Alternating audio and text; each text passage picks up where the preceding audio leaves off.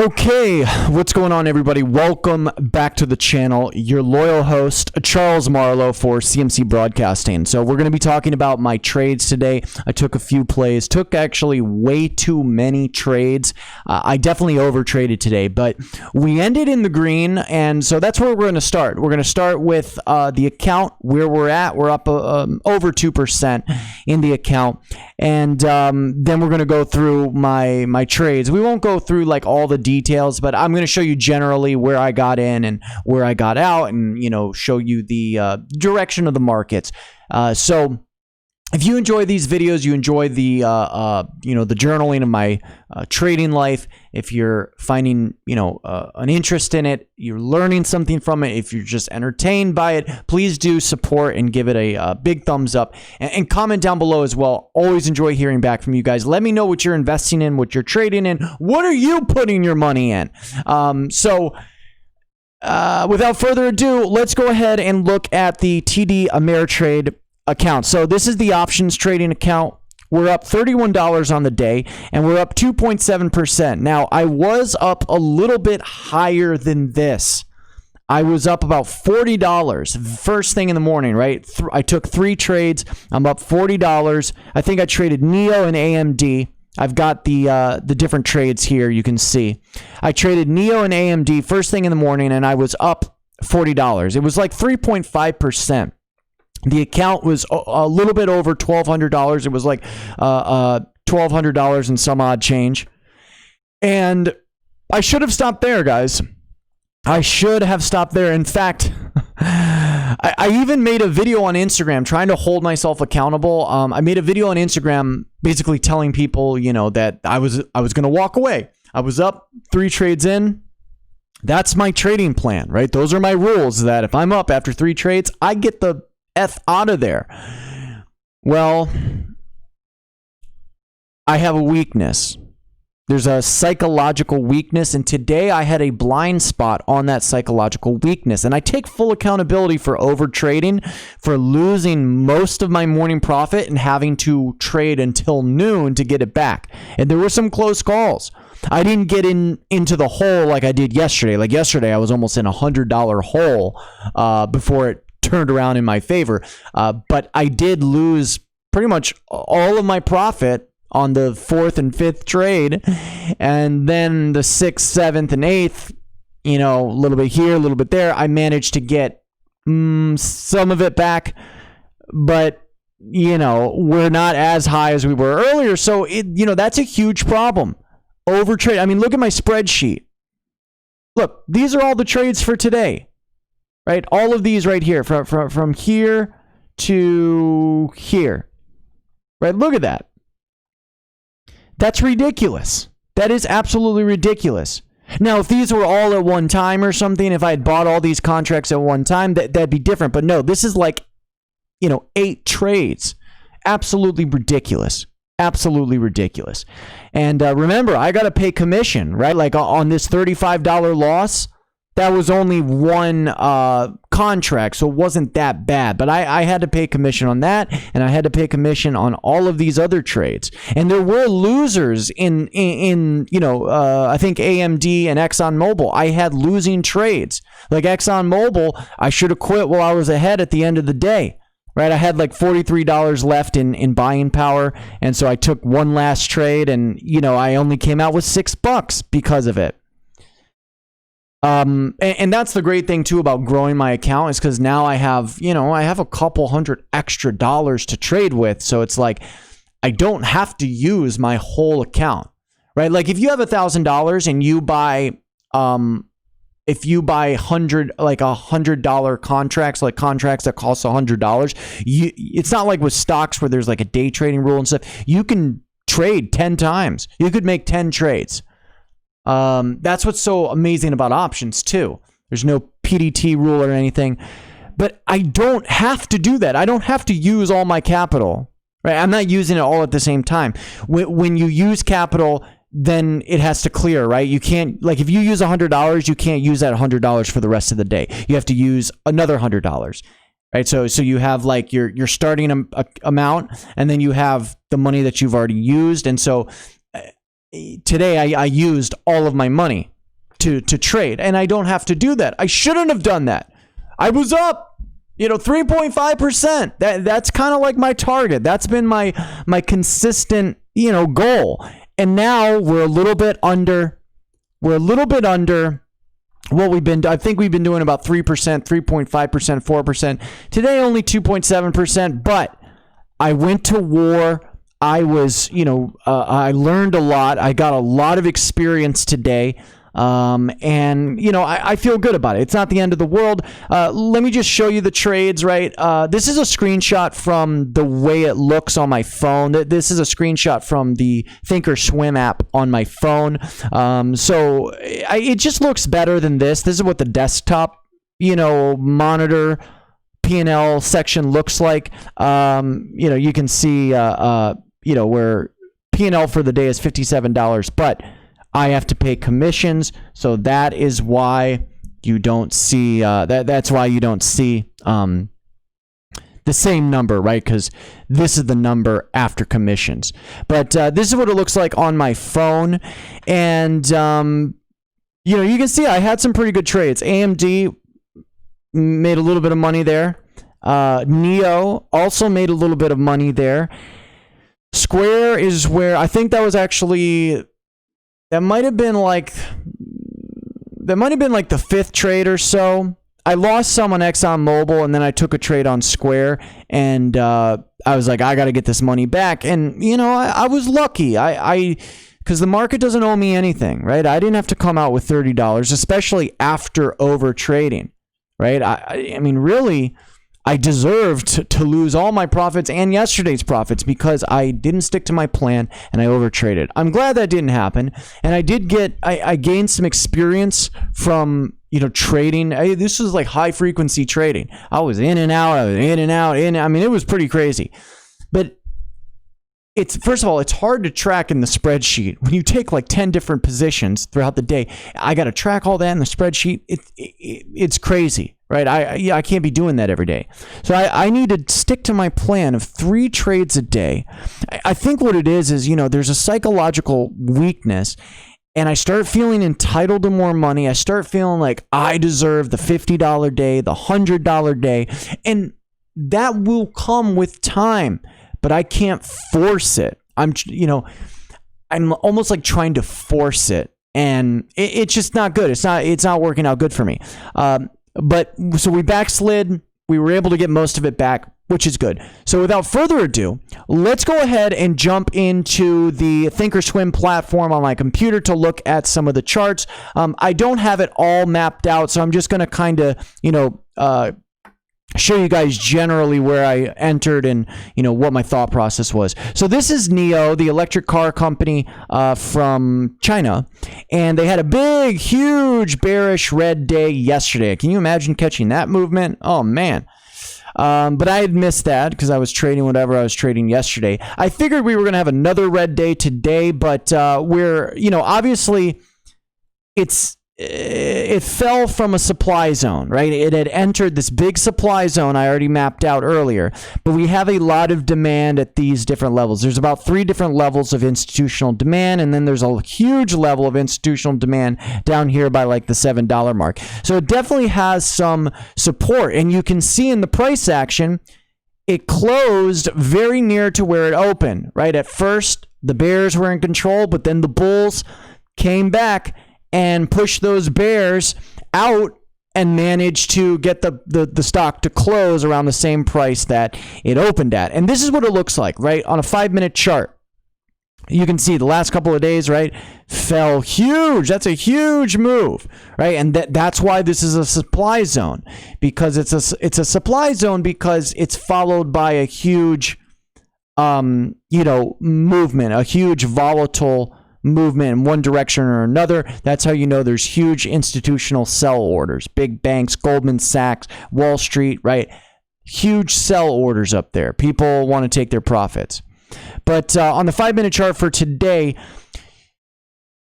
we actually kind of trended up. right? It's almost like a consolidation because it closed near where it opened, but you can see there's a supply zone in the pre-market, right? The pre-market, it was basically consolidating, followed by a movement, a very, strong, volatile movement down, but then it got caught in the demand zone.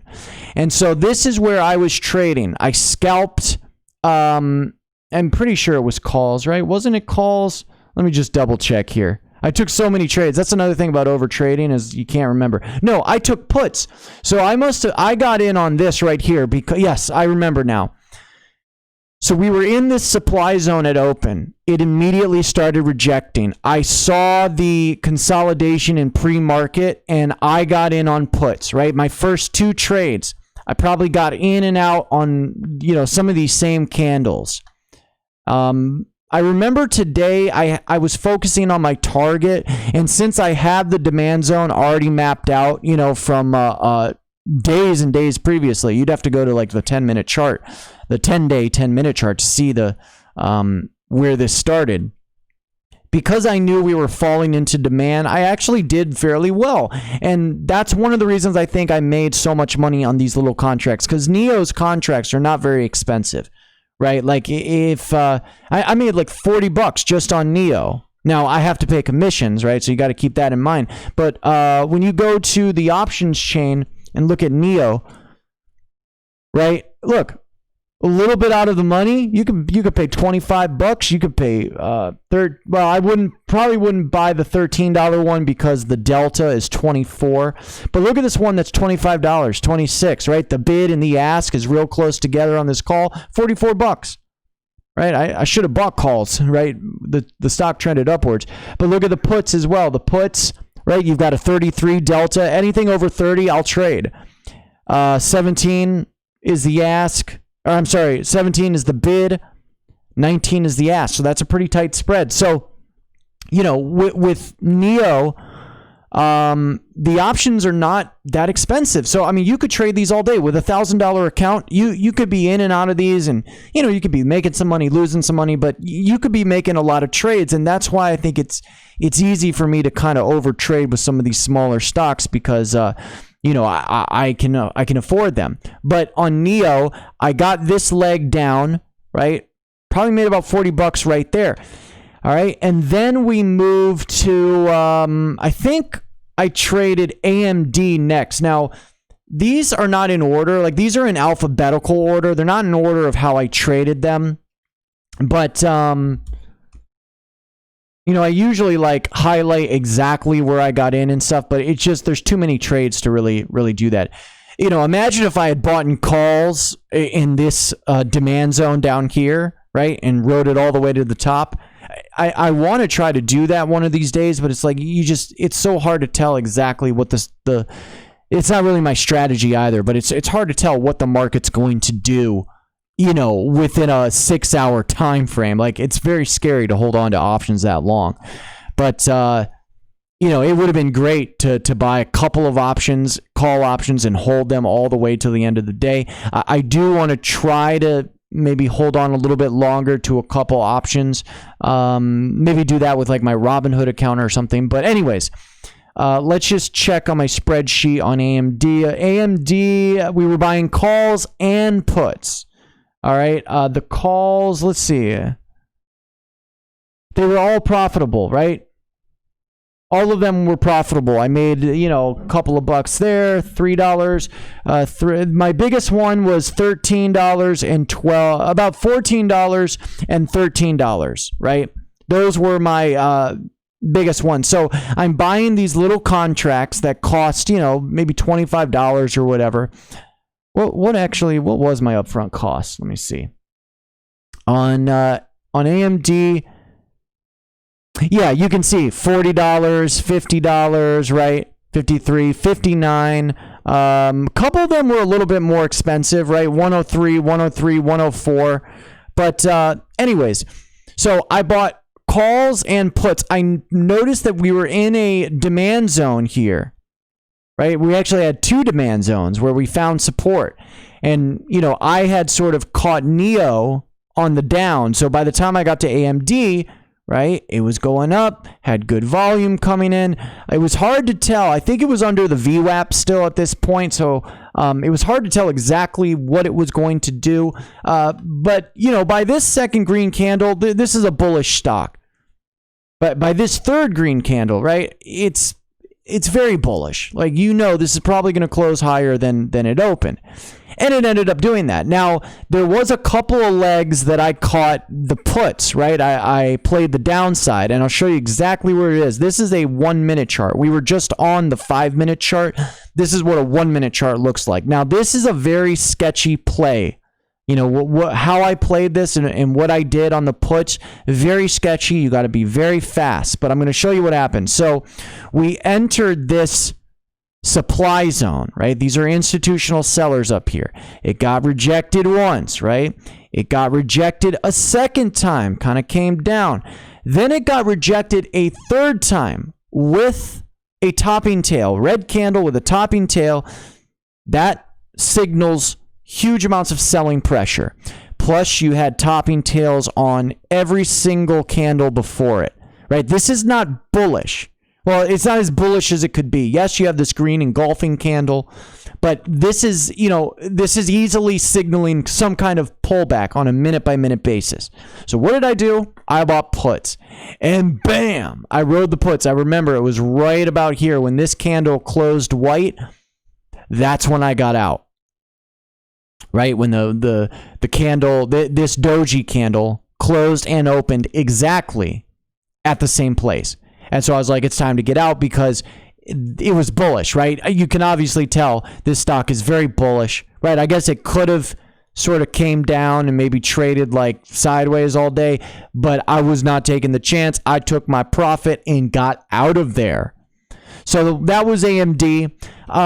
Let's go to SQ because SQ I just was on the wrong side of. What did I buy on SQ? What was it? A call? Hold on. No, it was a put.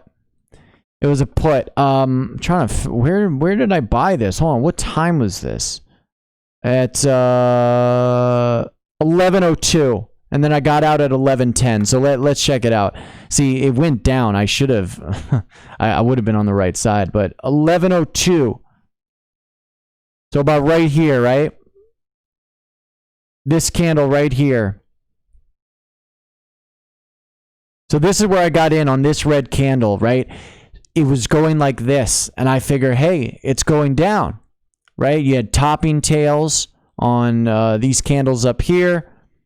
You had kind of like a little period of consolidation. I was thinking maybe a mini supply zone. Maybe there were sell orders that were just being placed there. And, you know, we were kind of at a weird spot, like right over $140. Yeah, right over $140. So I bought one put contract on this red candle. Well, wasn't a very good idea. I held on to it too long, too. I didn't get out of it until like 11:10. What was it again? Yeah, 11:10. So I held on to this losing trade for 8 minutes. The reason I was justifying that to myself, I got out on this green candle here. I should have held it for one more candle, and I wouldn't have had quite as big of a loss. But that right there was a $35 loss, right? You can tell by the this right here, $35, right, in one stupid, lousy trade. And I justified this to myself because I saw all these topping tails, which signaled price rejection, rejection of the price up here. They weren't exactly the most bullish candles. And, by the end of the day, I was right. You know what I mean? By the end of the day, if I had held the contracts, yeah, I would have gone in the negative, probably about $300. But if I had held on to it, hypothetically speaking, right, I would have came out with hundreds of dollars. But that's hindsight trading, right? I can't really worry about that. I wish I had been watching it when it was over here. But you can see, the other thing too is I was kind of trading. I was kind of trading in between a supply and demand zone, which is a big no-no, right? Because if I got in on this green candle right here at 11:02, you can tell, this green candle right here. That's it's right about here. This is deep in between a supply and a demand zone. That's a big no-no, right? This is why I lost on this trade. I should have waited until it got closer to this supply zone up here. And, you could tell by now it was in a downtrend. This would have been much easier. Look, I could have caught this leg here. That would have been easy to trade. It's just a matter of patience. There's a bunch of them here, right? You could have caught any of those. It's really just patience. And I wasn't being patient. I was way too eager. I got in too soon. We weren't near the supply zone, and we were way above the demand zone. So that's where I went wrong there. And then let's look at ExxonMobil, right? This is the last trade. There were several trades, right? I made $6, but I traded ExxonMobil how many times? 1, 2, 3, 4, 5, 6, 7, 8. Some of them went well. Some of them didn't go well. I bought puts and calls. You can see like -7, -5, -8, 4, 6, 9, 70 cents, -4. So altogether, I made about $6. And you got to factor in the commissions as well. Now, ExxonMobil, let me go to the daily chart. ExxonMobil has been trading kind of in a range, right? It kind of goes up and it goes down and it goes back up. Then it kind of waddles, then it goes down, then it goes up. Now we're going back down. So for long-term, for a long-term hold, it's a little bit annoying, especially if you bought it like, on the higher end at like 44, 45. It could be annoying to be holding this stock because it's like, when is this going to go back to, $80, $70? And who knows? Maybe it never will. I think it probably will have a huge recovery. I think oil stocks are going to surge eventually, right? Anybody that thinks the world is going to forget about oil, I mean, that's just a leftist pipe dream. Oil's not going anywhere. But, a lot of price rejection up here on the daily chart at this supply zone. We've got all these mini supply zones, but we do have demand zones. So, let's just look at the 5-minute chart. I'll just generally kind of try to wrap this up. So kind of a weird day for ExxonMobil. Let me just look at the times. How long is this video? Oh, good. Only 20 minutes. We're going to end within a half an hour. Fantastic. Okay, so the first trade I took was at 10, and the last trade I took was at 12:08, and I exited at 12:09. So I was in these trades until almost noon, guys. Like I said, I should have quit while I was ahead.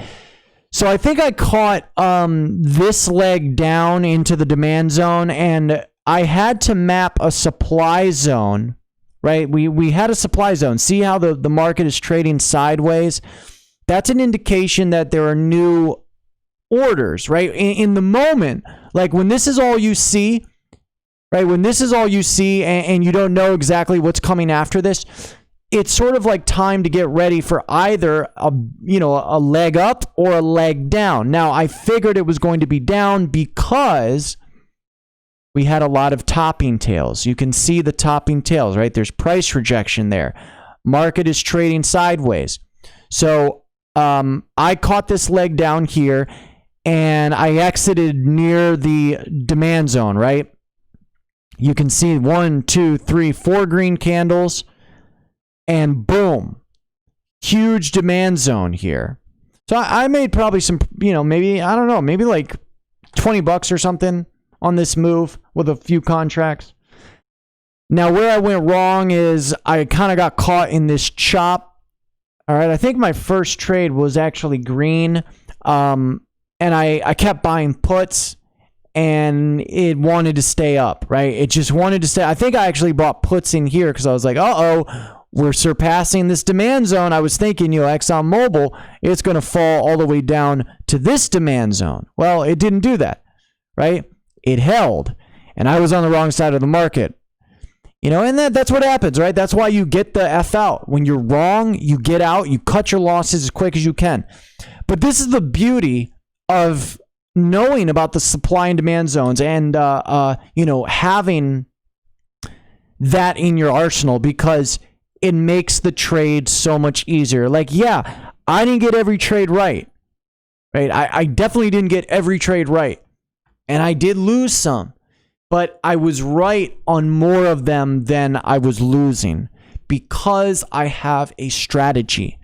And it's taken me months to develop this and put it together and find the information and figure out how to apply it. I mean, it's taken me months to figure all this out. But I have a strategy and I am consistently profitable, right? It's a small profit. But for an account that's a little bit over $1,000, a 3% gain, a 4% gain, hell, even what was my gain today? Even a 2.7% gain, right? I mean, that is huge for this small account. That is huge. I mean, there's people in the red. There's people in the red. Actually, a few people I watch. I won't mention any names, but I watched a couple of videos today. One guy lost $11,000 today. Somebody else lost $6,000. So yeah, there were people out there that were in the red. I didn't make much, but I'm in the green and I've been consistently profitable for almost 2 weeks. I don't want to jinx it, but I really feel like I can do this. Every day that I make money, it builds my confidence. And I see comments in underneath my videos, but especially on Instagram and in my Discord, where people are saying, wow, I'm actually really interested in learning about this, right? I'm interested in investing. I'm interested in maybe trading myself. And I would say, absolutely, right? Go for it. I will encourage you all the way to your first trade. But understand that if you're interested in doing something like this, start now, right? Not everybody has the kind of time that I have. Some people got kids or they got, work or whatever. Start now. Start researching, learning, right? I'm going to do a video like top 5 YouTube videos that every new trader should watch because there's so much information out there. Right. And I've just been extracting it myself. I didn't buy a course from a guru or anything like that. I've just been extracting the information for myself, right, from the internet. There's so much out there, and there are about 5 or 6 videos I think that really, that really kind of piece it all together.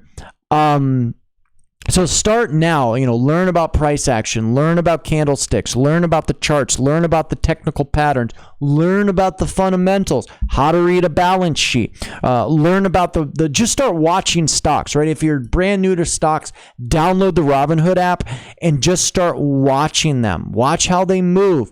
Start keeping track of 3 or 4 or 5 of your favorite stocks. Pick 5 favorite stocks and start watching them, right? I've been putting in literally 16 hours a day reading and watching YouTube videos and just trying to figure all this out, like studying, right? I took this extremely seriously. There's so many people that are doing it.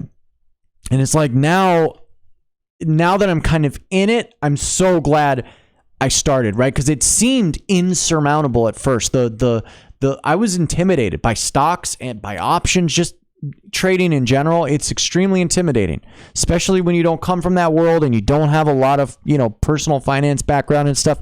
The terminology, it's a huge learning curve. But now is the best time. There's no time like the present to start taking on, something in your life. Learn a new skill. Things are getting harder out here, guys. Things are getting extremely difficult in this world. Learning a skill like trading, it's something you'll have for the rest of your life. That's how I feel about it. I'm going to have this skill for the rest of my life, perhaps, that I would be able to do this from a laptop. So I encourage anybody to definitely start looking into it, but look into it and understand that it's going to take months of work before you should really be making your first day trade. Investing in stocks, I encourage everybody to do that. If you have $100, put it in a Robinhood account or a WeBull account, something simple, and just get a taste for what it's like to buy a stock, to sell a stock, figure out the platform, right? You can do this. But just the first step is the longest ride. If you do end up downloading Robinhood, you can use my link in the description below. Robinhood gives out free stocks, and if you use my link, you're going to get free stock, and I'll get free stock. So it's a win-win situation. Or WeBull. We also have the WeBull link down below. If you're interested in downloading those platforms, use my links. It definitely helps me out, and it'll help you out. You'll get free stock as well.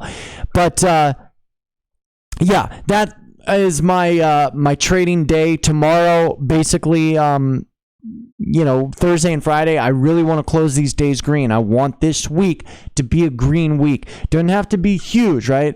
I don't have to make $100 tomorrow. It would be awesome if I did, right? If I made $100 tomorrow, I might buy a Monster Energy drink and celebrate and go live, right? But I don't have to make $100 tomorrow. As long as I close green and in that target of about 3% gain, that would be great, right? 3% of what I have now is about $40, $45. That would be awesome.